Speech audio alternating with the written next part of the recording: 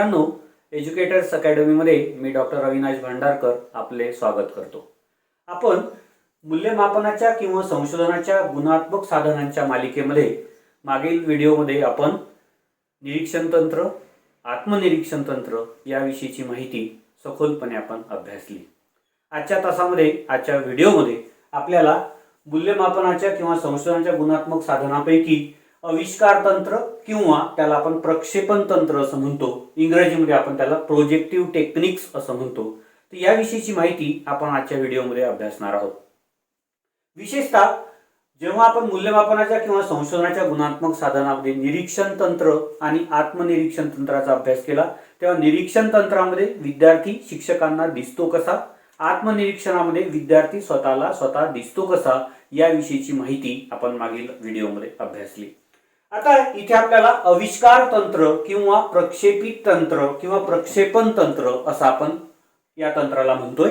याचा नेमका अर्थ काय बरं? शब्दशः जर अर्थ लक्षात घेतला तर विद्यार्थ्यांच्या अंतरंगाचा आविष्कार होतो, जे साधारणतः निरीक्षणामध्ये आणि आत्मनिरीक्षणामध्ये आपल्याला पाहता येत नाही किंवा त्याचं आपल्याला मूल्यमापन करता येत नाही. आविष्कार म्हणजे विद्यार्थ्यांच्या अंतरंगाचा जिथं आविष्कार होतो, असे जे तंत्र आहेत त्याला आपण आविष्कार तंत्र असं म्हणतो.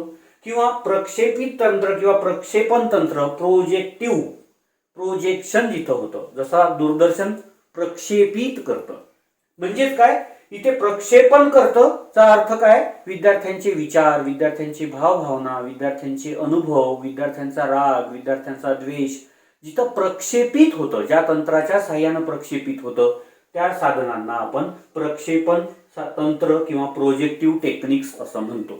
भावनांचा आविष्कार होतो, अंतरंगाचा आविष्कार होतो, भावनांचा विचारांचं प्रक्षेपण होतं, असे जे तंत्र आपण वापरतो मूल्यमापनासाठी किंवा संशोधनाच्या माहिती संकलनासाठी, त्या तंत्रांना आपण आविष्कार तंत्र किंवा प्रक्षेपण तंत्र, इंग्रजीमध्ये त्याला आपण प्रोजेक्टिव्ह टेक्निक्स असं म्हणतो.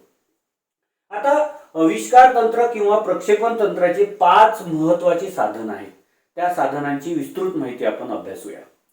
पहिलं आहे वाक्यपूर्ती, ज्याला आपण सेंटेन्स कंप्लीशन असं सुद्धा म्हणू शकतो. वाक्यपूर्ती म्हणजे विद्यार्थ्यांना एक अर्धवट किंवा अपूर्ण वाक्य दिलं जातं आणि विद्यार्थ्यांना पूर्ण करण्यासाठी सांगितलं जातं.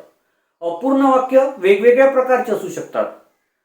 वर्गात गणिताचे शिक्षक आले असं एखादं वाक्य असू शकतं. मी प्रधानमंत्री झालो तर, मी मुख्यमंत्री झालो तर, किंवा माझ्या वडिलांची शाळेबद्दलची भावना, असे वेगवेगळे वाक्य त्यामध्ये असू शकतात आणि विद्यार्थी त्यावर त्यांचं मत व्यक्त करतात, त्यांचा विचार व्यक्त करतात, त्यांच्या भावना व्यक्त करतात.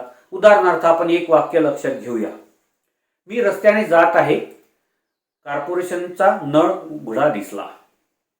एक राम नावाचा विद्यार्थी सांगेल मी बंद करीन.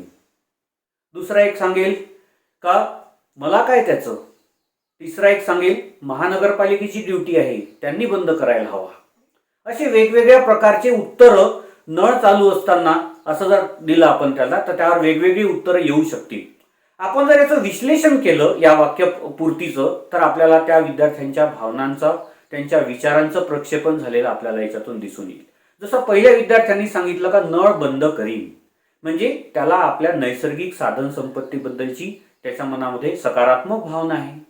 दुसरी महत्वाची गोष्ट, निसर्गाविषयी त्याला ओढ आहे. तिसरी महत्वाची गोष्ट, देशाचं पाणी नाश होणार आहे, देशातील एक संपत्ती, जलसंपत्ती नष्ट होणार आहे, याबद्दलची त्याला जाणीव आहे. असं विश्लेषण आपण त्या पहिल्या विद्यार्थ्याच्या बाबतीत करू शकतो.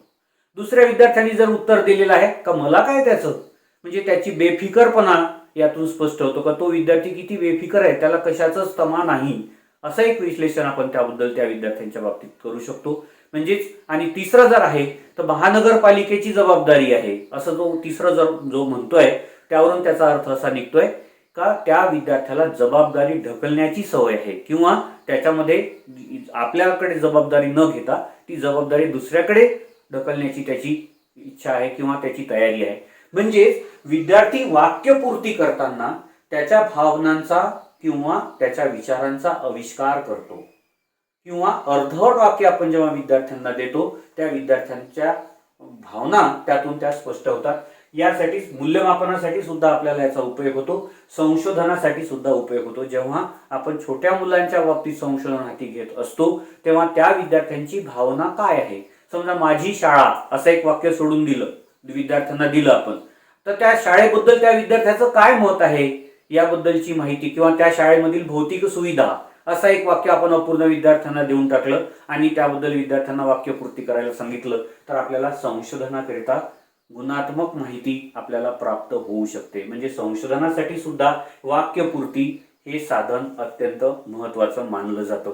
यातून विद्यार्थ्यांच्या भावनांचा आविष्कार होतो, विचारांचा आविष्कार होतो, अनुभवांचा आविष्कार होतो आणि त्याच्या अंतरंगाचा आविष्कार होताना आपल्याला दिसतो. दुसरं एक महत्त्वाचं साधन आहे ज्याला आपण कथापूर्ती असं म्हणतो, किंवा गोष्ट पूर्ण करणे असं सुद्धा याला म्हटलं जातं. गोष्ट पूर्ण करणे, विद्यार्थ्यांना वेगवेगळ्या प्रकारच्या गोष्टी दिल्या जातात, अर्धवट गोष्ट सोडून दिली जाते, तिथून त्याला वाक्यपूर्तीसारखंच गोष्ट पूर्ण करायला सांगितली जाते. त्यामधून त्या विद्यार्थ्याचा कल्पनाविलास आपल्याला लक्षात येतो, प्रसंगावधान त्याचं लक्षात येतं, त्याचे विचार करण्याची प्रक्रिया कशी आहे ते आपल्या लक्षात येतं, त्याच्या भावना कशा आहेत त्या आपल्या लक्षात येतात, किंवा तो नवनिर्मिती कशी करू शकतो, नवनिर्मितीचा त्याच्यामध्ये किती विकास होत आहे याविषयीची माहिती आपल्याला त्यातून प्राप्त होत असते. म्हणजेच आपण विद्यार्थ्यांच्या वेगवेगळ्या भावनांचा मापन आपण कथापूर्तीच्या साहाय्याने सुद्धा करू शकतो. उदाहरणार्थ आपण कथापूर्तीचं एखादं उदाहरण घेऊया. राम आणि श्याम नावाचे दोन मित्र होते आणि रविवार दिवस होता, शाळेला सुट्टी होती.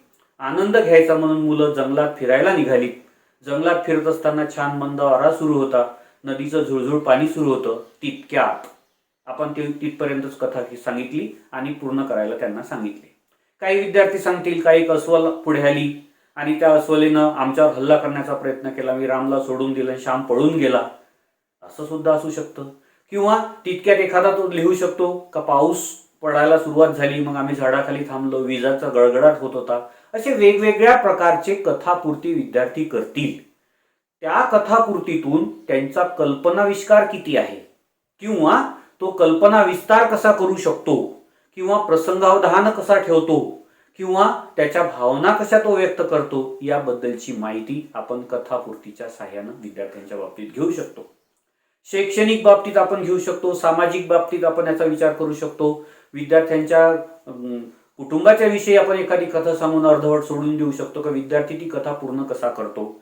शाळेमधली एखाद्या घटनेच्या संदर्भात किंवा एखाद्या प्रसंगाच्या संदर्भात जर आपल्याला त्या विद्यार्थ्याचा अंतरंगाचा आविष्कार पाहायचा असेल तर शाळेतील एखाद्या गोष्टीबद्दलची माहिती आपण त्यातून संकलित करू शकतो. एखादी अर्धवट कथा त्यांना सांगून ती कथापूर्ती करायला त्यांना सांगू शकतो. म्हणजेच विद्यार्थ्यांच्या अंतरंगाचा शोध घेण्यासाठी, मूल्यमापनासाठी आणि संशोधनासाठी सुद्धा आपल्याला माहिती चांगल्या प्रकारे यातून संकलित करता येऊ शकते.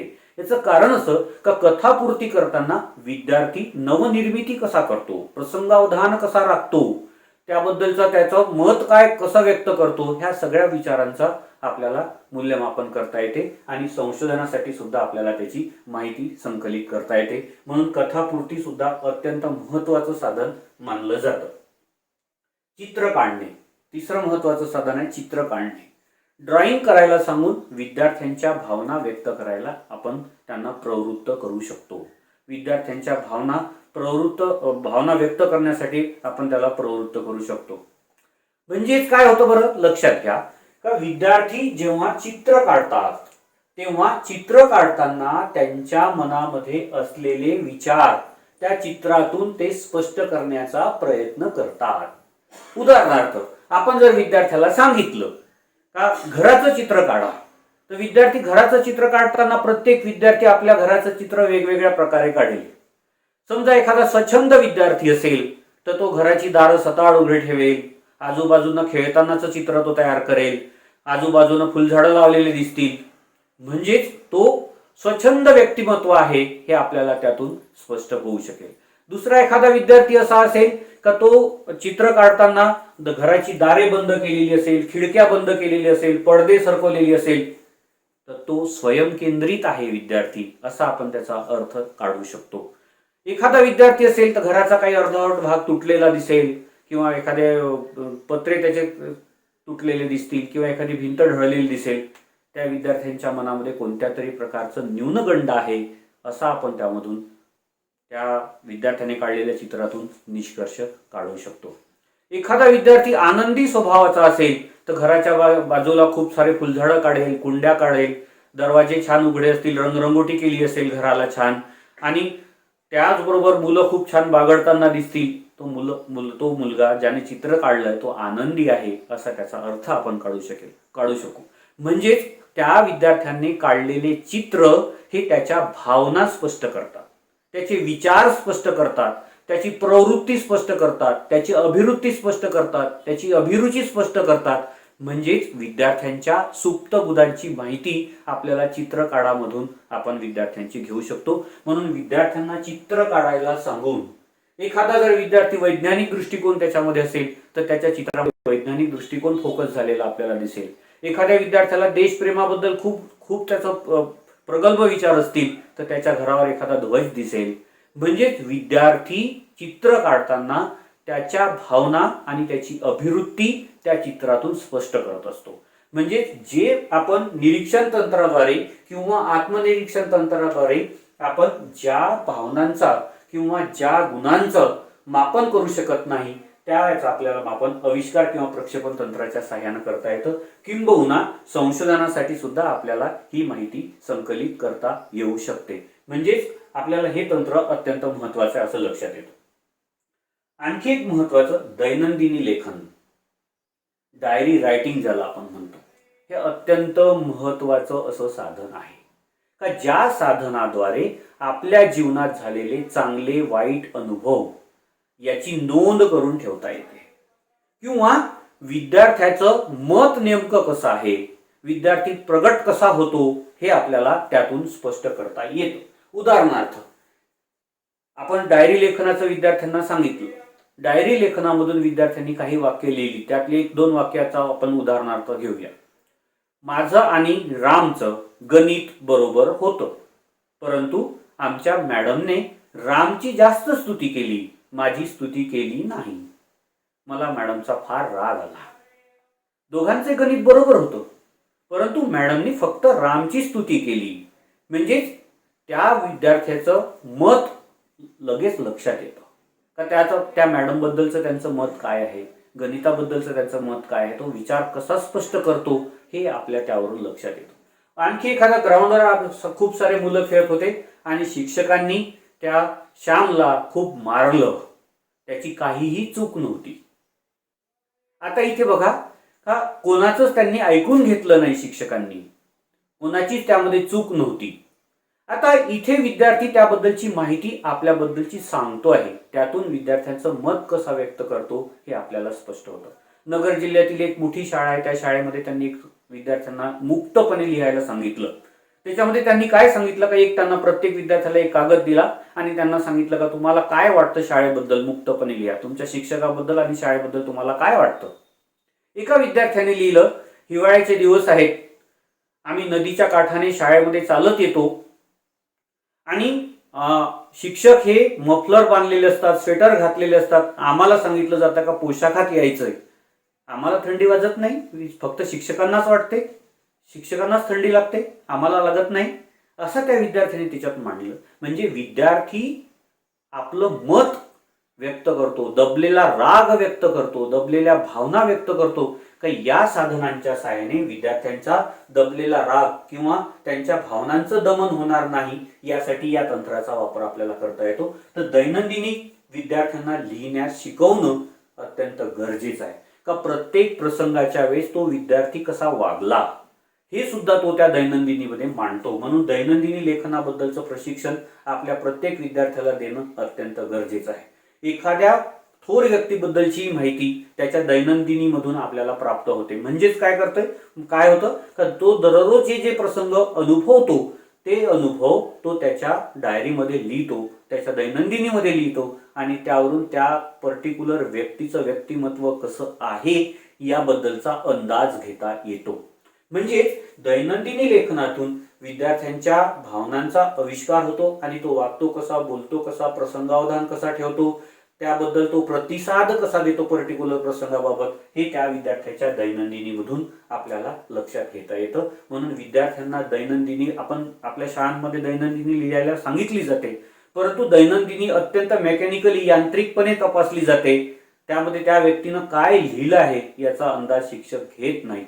म्हणून प्रत्येक शिक्षकाने किंवा संशोधकाने माहिती संकलित करताना पर्टिक्युलर त्याने दैनंदिनीमध्ये काय व्यक्त केलेलं आहे हे तपासून पाहणं अत्यंत गरजेचं असतं.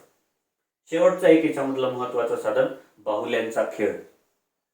बाहुल्यांचा खेळ याचा अर्थ असा आहे का विद्यार्थी रोल प्ले करत असताना कसा व्यक्त होतो. उदाहरणार्थ त्याला सांगितलं का शाळेत मधले शिक्षक आणि विद्यार्थी असा काहीतरी खेळ त्यांना बाहुल्यांचा सांगितला, तर शिक्षक कसं बोलतात, कसं वागतात, शिक्षकांची ते नक्कल करतात, त्यांचं प्रेझेंटेशन कसं करतात त्याबद्दलची ते नक्कल करतात, त्यातून त्यांच्या भावना व्यक्त होतात. समाजामध्ये अनेक प्रकारच्या सुप्रथा आणि कुप्रथा असतात. त्या सुप्रथांचं आणि कुप्रथांचं त्याच्या व्यक्तिमत्वावर काय परिणाम होतो आहे हे आपल्याला त्यांच्या, जसा एखादा मुलगा कुटुंब असतं, ते कुटुंबामध्ये वडील असतात, आई असते, भाऊ असते, बहीण असते, मामा मामी यांचे वेगवेगळे रोल विद्यार्थी प्ले करतात आणि त्या वेगवेगळ्या रोलमधून त्यांच्या भावनांचा आविष्कार होतो, त्यांच्या अंतरंगाचा आविष्कार होतो. समजा वडील एखाद्या प्रसंगाला ओरडत असतील तर तो ओरडण्याचा प्रयत्न करतो, म्हणजे त्यावर त्याच्या व्यक्तिमत्वावर त्याच्या वडिलांच्या व्यक्तिमत्वाचा प्रभाव झालेला आपल्याला दिसून येतो. बाहुल्यांच्या खेळामधून विद्यार्थी जसा चोरपोलीचा खेळ असेल, एखादा राजनेता असेल त्याचा काही खेळ असेल, शाळेमधल्या शिक्षकांचा खेळ असेल, मित्रांचा काही खेळ असेल, तशा वेगवेगळ्या खेळातून तो रोल प्ले करतो आणि त्यातून त्याच्या भावनांचा आविष्कार होतो. त्याचं जर व्यवस्थितपणे निरीक्षण केलं किंवा त्याच्या जर व्यवस्थित नोंदी घेतल्या तर त्या विद्यार्थ्यांच्या भावनांचं प्रक्षेपण आपल्याला यातून पाहता येतं. तर विद्यार्थी व्यक्त कसा होतो, विद्यार्थी प्रेझेंटेशन कसं करतो स्वतःबद्दलचं, आणि स्वतःच्या भावना आणि स्वतःचे विचार कसे व्यक्त करतो हे बाहुल्यांच्या खेळामधून सुद्धा आपल्याला पाहता येते. विशेषतः लहान मुलांच्या मनात नेमकं काय चाललं आहे, विद्यार्थ्यांच्या मनात नेमकं काय चाललेलं आहे, विद्यार्थी कसा विचार करतात, विचार करण्याची त्याची प्रक्रिया कशी आहे, हे बाहुल्यांच्या खेळातून आपल्याला तपासून पाहता येतं. तर विद्यार्थ्यांना जेव्हा आपण बाहुल्यांचा खेळ खेळायला सांगतो तेव्हा विद्यार्थी त्या खेळात दंग होतात आणि दंग होऊन ते रोल प्ले करतात आणि त्या रोल प्ले मधून त्यांचं भावनांचा आविष्कार होताना आपल्याला पाहता येतो. म्हणजेच या साधनांच्या सहाय्याने सुद्धा आपण मूल्यमापनासाठी आणि संशोधनासाठी गुणात्मक माहितीचं संकलन करू शकतो आणि त्याचं विश्लेषण करून अन्वयार्थ लावून त्याचं मूल्यमापन करू शकतो किंवा संशोधनाकरता आपण त्याचे निष्कर्ष काढू शकतो. इतके महत्वाचे हे आविष्कार किंवा प्रक्षेपण तंत्र, ज्याला इंग्रजीमध्ये आपण प्रोजेक्टिव्ह टेक्निक आहे, इतके ते महत्वाचे आहेत. म्हणून त्याचे नेमके फायदे काय काय आहेत त्याचा सुद्धा आपण विचार या अनुषंगाने करूया. आता सर्वात महत्वाचा फायदा याचा असा आहे की विद्यार्थ्यांच्या सुप्त गुणांचे मापन करता येते. सुप्त गुणांचे मापन आपल्याला लेखी परीक्षेमध्ये, तोंडी परीक्षेमध्ये, प्रात्यक्षिक परीक्षेमध्ये करता येईलच असं नाही किंवा निरीक्षण तंत्राच्या सहाय्याने आपल्याला करता येईलच असं नाही. या प्रोजेक्टिव्ह टेक्निकमध्ये ते प्रोजेक्ट होतात, प्रक्षेपित होतात त्यांचे विचार, म्हणजे सुप्त गुण त्यांचे जे आहेत ते प्रक्षेपित होतात, म्हणून त्याचे मापन करता येणं यातून शक्य होतं. दुसरं महत्वाचं, विद्यार्थ्यांची नवनिर्मिती व कल्पना शक्तीचे मापन करता येते. क्रिएटिव्हिटी, जसं आपण इथं बाहुल्यांचा खेळ किंवा चित्र काढणे किंवा कथापूर्ती करणे यामधून विद्यार्थ्यांच्या कल्पना शक्तींचा विचार करता येतो. कल्पना शक्ती बरोबरच आपल्याला नवनिर्मितीचा सुद्धा विचार करता येतो का त्याची क्रिएटिव्हिटी कोणत्या सेन्सनं पुढे पुढे जात आहे किंवा त्याचा कसा विकास होत आहे याबद्दलची माहितीचं संकलन आपल्याला संशोधनाकरिता आणि मूल्यमापनासाठी सुद्धा करता येऊ शकतो. तिसरा महत्वाचा, विद्यार्थ्यांच्या भावभावना किंवा प्रसंगावधान जाणून घेता येते. भावनांचा आविष्कार, भावनात्मक विकास अत्यंत महत्वाचा आहे.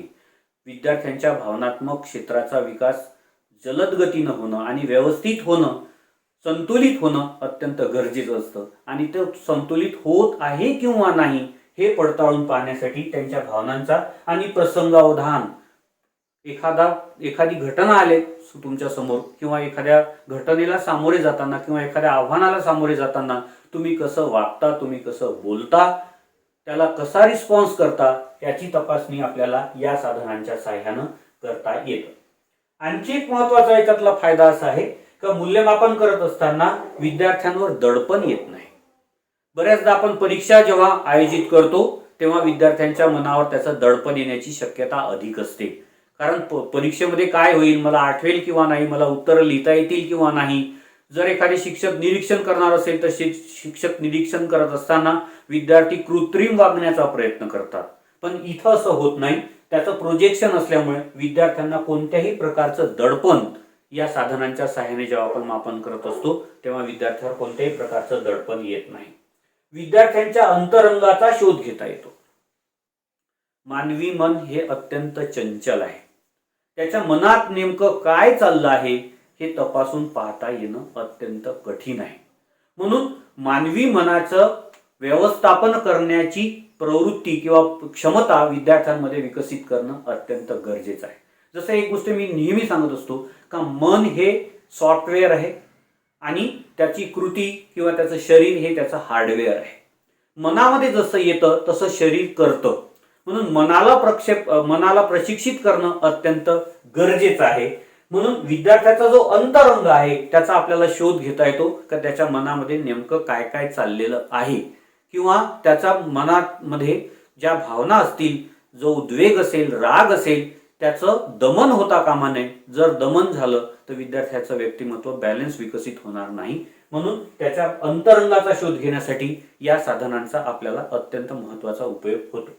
आणखी एक महत्त्वाचा उपयोग विद्यार्थ्यांच्या सर्वांगीण विकासाच्या बाबत आपल्याला मूल्यमापन करता येतं. सर्वांगीण विकास म्हणजे विद्यार्थ्याचा ऑलराऊंड डेव्हलपमेंट या दृष्टिकोनातून जेव्हा आपण विद्यार्थ्यांचा विचार करतो तर फक्त लेखी परीक्षा घेऊन विद्यार्थ्याच्या चारही क्षेत्राचा विचार आपल्याला करता येत नाही. बोधात्मक क्षेत्र, भावात्मक क्षेत्र, क्रियात्मक क्षेत्र आणि आंतरक्रियात्मक क्षेत्राचा विकास कसा होतो आहे हे आपल्याला लेखी परीक्षेतून किंवा निरीक्षणातून कळू शकत नाही. तर त्यासाठी आपल्याला या साधनांचा वापर मोठ्या प्रमाणात करावा लागतो. म्हणून विद्यार्थ्यांच्या सर्वांगीण विकासाचं मूल्यमापन आपल्याला यातून करणं सुलभ होतं. आता तिसरं महत्वाचं आहे आपल्या याच्यातून लक्षात घेऊया आता त्याचे मर्यादा कोणकोणत्या आहेत. आता याची सर्वात महत्वाची मर्यादा अशी का साधन निर्मिती व त्याचा अन्वयार्थ लावणं किंवा अर्थनिर्वचन करण्यामध्ये हे काम जिकरीचं आहे.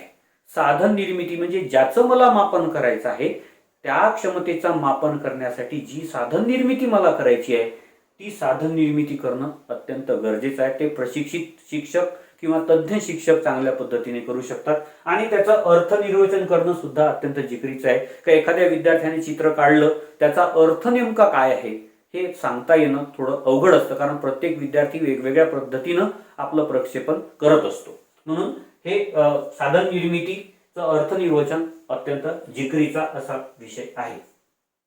त्यानंतर आणखी एक गोष्ट लावायची, अन्वयार्थ लावताना व्यक्तिनिष्ठता येण्याची शक्यता असते. जेव्हा अर्थनिर्वचन केला जातो, अर्थाचा निष्कर्ष काढला जातो, अर्थ लावून विश्लेषण करून अर्थनिर्वचन केलं जातं, यामध्ये बऱ्याचदा व्यक्तिनिष्ठता येण्याची शक्यता अधिक असते. व्यक्तिनिष्ठता म्हणजे शिक्षकाला त्याबद्दल एखाद्या विद्यार्थ्याबद्दल पॉझिटिव्ह विचार असेल तर तिथे पॉझिटिव्ह विचार केला जातो. एखाद्या व्यक्तीबद्दल किंवा एखाद्या विद्यार्थ्याबद्दल त्याच्या मनामध्ये काही शंका असेल तर तिथं निगेटिव्ह विचार केला जातो. म्हणून व्यक्तिनिष्ठता येण्याची शक्यता या साधनांच्या सहाय्याने जेव्हा आपण मूल्यमापन करतो तेव्हा असण्याची शक्यता असू शकते. आणखी एक महत्वाची गोष्ट याच्यामध्ये वेळ खर्च होतो. जसं परीक्षा आपण फक्त ठरवून दिलेल्या वेळात 1-1.5 तासात 2 तासात काय जे वेळ दिला असेल तेवढ्या वेळात परीक्षा घेता येणं शक्य असते. परंतु इथे पेशन्स विद्यार्थ्यांचे आणि शिक्षकांचे सुद्धा पेशन्स पाहिले जाते. म्हणजेच वेळ खर्च होतो, याच्यामध्ये खूप वेळ खर्च होतो. म्हणून वेळ खर्च करणारे ही साधनं आहेत. आणि सर्वात महत्वाचं याची विश्वसनीयता आणि सप्रमाणता ही कमी असते. कारण ज्या क्षमतेचं मापन करायचं आहे त्याच क्षमता मापन केलं जाईल असं आपल्याला परफेक्टली सांगता येत नाही. आणि हे साधन कोणी आणि कुठेही वापरलं तर त्याचे उत्तर तसेच येतील असंही आपल्याला सांगता येत नाही. म्हणून या साधनाची विश्वसनीयता आणि सप्रमाणता कमी असण्याची शक्यता असते. तरीही पण याचे फायदे लक्षात घेता मूल्यमापनासाठी आणि संशोधनासाठी ही साधने अत्यंत महत्त्वाची आणि अत्यंत उपयुक्त आहेत. म्हणून प्रत्येक शिक्षकाने आणि प्रत्येक संशोधकाने या साधनांची माहिती घेणं आणि व्यवहारामध्ये त्याचा उपयोग करणं. मागं जसं मी तुम्हाला परत तेच सांगतोय का मागं तुम्हाला जसं मी सांगितलं का शाळांमध्ये परीक्षा नाही अशी जी ओरड होती त्यावेळेस सुद्धा सातत्यपूर्ण सर्वंकष मूल्यमापनामध्ये याचा सुद्धा समावेश होता का याच्या साहाय्यानं विद्यार्थ्याच्या विविध सुप्त गुणांचा विचार केला जात होता. आपण ही सगळी तंत्र व्यवस्थित समजून घेतली असावी असं मी समजतो आणि आपण हा व्हिडिओ शेवटपर्यंत पाहिला त्याबद्दल आपले सर्वांचे आभार व्यक्त करतो. नमस्कार.